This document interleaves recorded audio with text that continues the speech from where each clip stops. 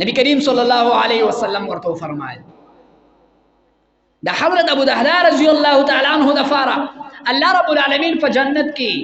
ډېر لوی میوهداري میوي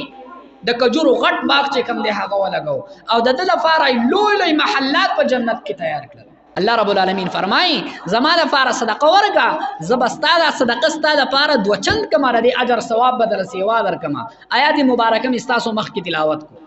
من ذا الذي يقرض الله قرضا حسنا فيضاعفه له اضعافا كثيرا.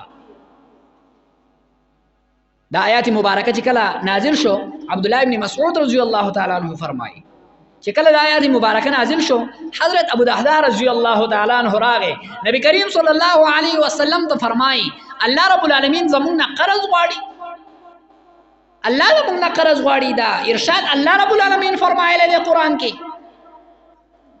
الان کې الله رب العالمین ته د قرض ضرورت نشته دی. نبی کریم صلی الله علیه وسلم فرمایل نعم او الله رب العالمین دا غواړي چې د دې قرض په بدله باندې تا ته جنت درکړي او د قرض اطلاق او د قرض ټکی ذکر راوړی دی لکه څرنګه چې انسان بل انسان ته قرض ورکړي او دا قرض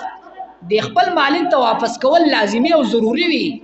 دا به خامخا ته واپس کیږي. داسې الله رب العالمین د قرض دا بدله چې کومه ده دا به ضرور انسان ته ورکوي. نو حضرت ابو دحدار رضی الله تعالی عنہ فرمایل چې الله رب العالمین ته خود قرض ضرورت نشته زمونږ نه قرض غواړي. نبی علیہ الصلوۃ والسلام فرمایل او حضرت ابو دحدار رضی الله تعالی عنہ نبی کریم صلی الله علیه وسلم ته فرمایل لاس را دې خوکای. نبی کریم صلی الله علیه وسلم خپل لاس مبارک مخ کی کو. حضرت ابو دحدار رضی الله تعالی عنہ ورته فرمایل دا الله رسول ته گواشه په دې خبره باندې زما دوه باغونه دي دا دواړه باغونه د دینه ما سیوا زما بل څه نشته دي دا دواړه باغونه زه الله رب العالمین په لاره الله رب العالمین ته قرض ورکوم دا الله د فارې وقف کوم. نبی کریم صلی الله علیه وسلم ورته فرمایل چې نه دا یو باغ د الله په لاره کې وقف کا الله ته قرض ورکا دا بل باغ خپل بچو ته خپل اهل عیال ته پاتې کا په دې باندې به داغو گزاره روانوي. حضرت ابو دحدار رضی الله تعالی عنہ ورته فرمایل دا الله رسول ته په دې خبره باندې گواشه چې په دې دوړو باغونو کې کوم یو غوړه باغ دی هغه الله رب العالمین د فار وقف کوم هغه الله تسپارم چې کوم غوړه دی چې پاګه کې شپږ سو ونی دي کجورو شپږ سو ونی د کجورو دي هغه د الله رب العالمین د الله د فار ورکوم. نبی کریم صلی الله علیه وسلم ډیر خوشاله شو او دا غنی دا باه قبول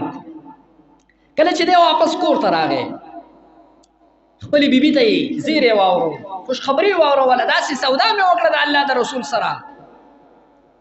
بیبي هم دا حضرت ابو دحدار رضی الله تعالی عنہ بیبي وکنا ډیره خوشاله شو. ای خاوند دا خو تا ډیره قیمتي سودا د نبی کریم صلی الله علیه وسلم سره وکړه دا نه چې زمونږ د خزو په شانتي الا بچی مې چې نو هغه وګي د وګي نه مړ کیږي او په کور کې د خوراک سکاک نور څه نشته دی دا خو زمونږ د سرمایه وا هغه ته په فقیرانو او مسکینانو باندې ورکه په کور کې بس کو دا نه د الله د رسول سره خو تا ډیره قیمتي بیا وکړه خوشاله شول. نبی کریم صلی الله علیه وسلم ورته فرمایل دا حضرت ابو دحدار رضی الله تعالی عنہ د فارا الله رب العالمین په جنت کې ډېر لوی میوهداري میوي د کجورو غټ باغ چې کوم دی هغه ولګو او د دې لپاره لوی لوی محلات په جنت کې تیار کړل د صدقې د وجنه د صدقې د وجنه باندې خپل ورکو صدقې